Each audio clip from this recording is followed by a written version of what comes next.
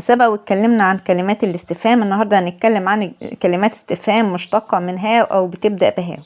أولا هاو بمعنى كيف، زي ما أقول هاو ار يو كيف حالك. هاو ماتش ممكن تكون كم السعر أو كم للكمية، زي ما أقول هاو ماتش is the dress كم سعر الفستان. هاو ماتش كوفي do you have ما كمية القهوة اللي انت معتاد تتناولها. هاو ميني معنى كم للعدد، زي ما اقول how many brothers do you have كم عدد الأخوة الأولاد الذي لديك، أو عندك أخوة أولاد قد إيه. أقول how old كم السن أو كم العمر، زي ما أقول لحضرتك how old are you كم عمرك أو كم سن.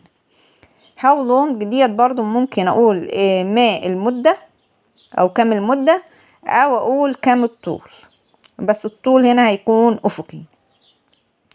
زي ما اقول how long does it take ما المدة اللي استغرقتها، او how long is the river ما طول النهر. how often يعني كم عدد المرات.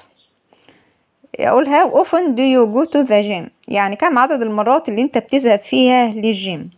how far يعني كم المسافة او كم البعد. اقول how far is the school from here يعني كم المسافة ما بين المدرسة وهنا، او كم تبعد المدرسة عن هنا. how come يعني كيف حدث او لما لا.